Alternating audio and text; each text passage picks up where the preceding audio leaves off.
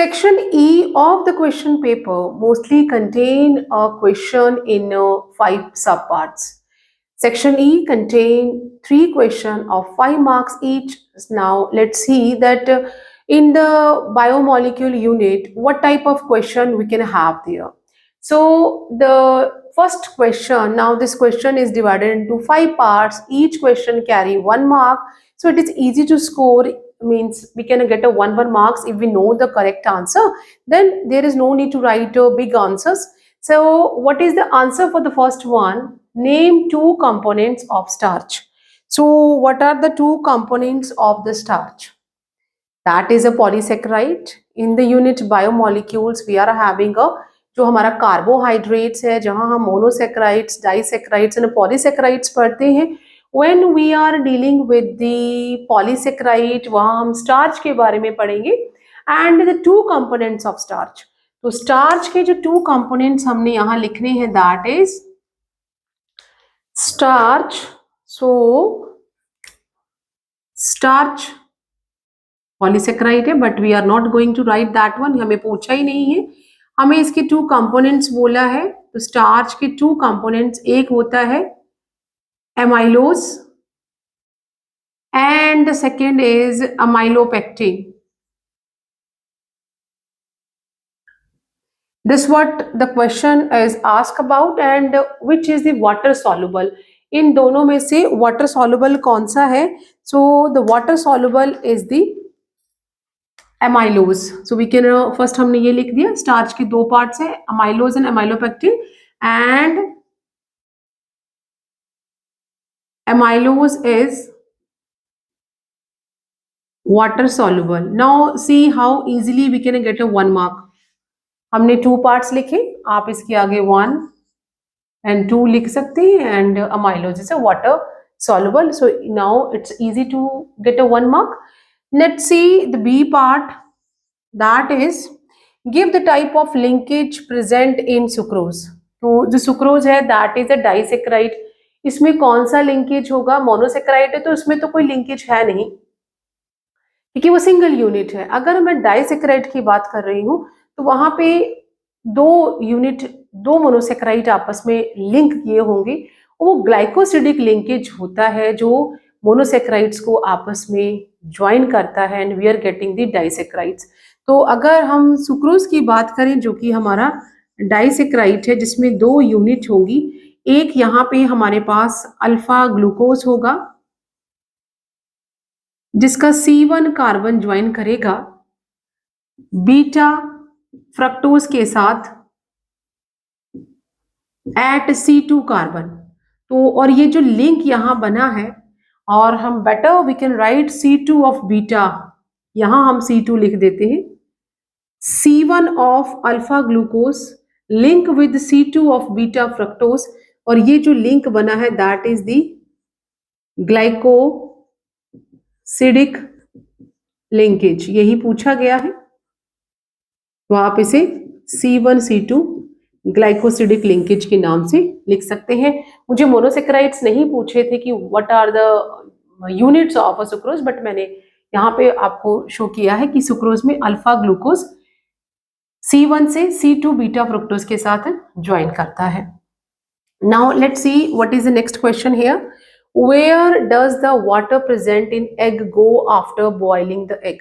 जब एग को बॉईल करते हैं तो उसमें जो लिक्विड पार्ट है दैट इज गेट, मतलब वो खत्म हो जाता है.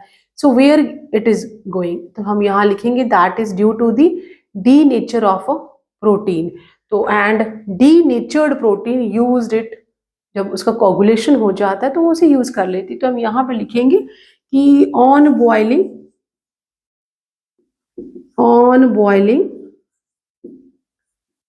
Protein present in egg get denatured and water used by this denaturation. So now you are on the fourth sub part. Till now you can get a 3 marks easily. The fourth question is name a water soluble vitamin which is powerful antioxidant. So जो हमारे water soluble vitamins हैं, जैसे हम B और सी की बात करेंगे, और यहाँ पे जो एंटीऑक्सीडेंट का काम करता है that is a vitamin C. तो यहाँ पे water soluble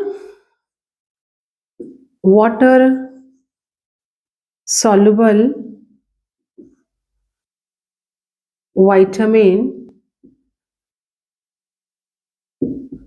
which is a antioxidant is vitamin C. And इसी में सब पार्ट है give its one natural source. हमने नेचुरल सोर्स देना है. यू कैन राइट लेमन और ऑरेंज और स्ट्रॉबेरी और gooseberry. So better we can just write here lemon और you can just write orange. जो भी आपको नेचुरल सोर्स आए वो आपने लिख देना है. The next is name the only vitamin which can be synthesized in our body. There are various type of vitamins A, E, K, B complex, C, but we have to be take in our dietary जो हम खाना खाते हैं उसमें हमें इन्हें लेना चाहिए. जो विटामिन डी है that is synthesized inside our skin when we are sitting सन. जो हम सन के साथ जब हम सन में बैठेंगे, नॉट इन दी जो हमारा स्पेशली 11 to 3 में नहीं बैठना चाहिए. That time the ultra violet radiation बहुत ज़्यादा हार्मफुल होते हैं. So we have to be sit either in the early morning and in the evening so that our body can synthesise the vitamin D. तो यहाँ पे वो कौन C vitamin है जो ह्यूमन बॉडी सिंथेसाइज करती है, that is the vitamin D is synthesized by human body. And name the disease that is caused due to the deficiency of this vitamin. आप कोई भी डिसीज लिख सकते हैं. तो यहाँ पे जो रिकेट्स है, rickets that is in children,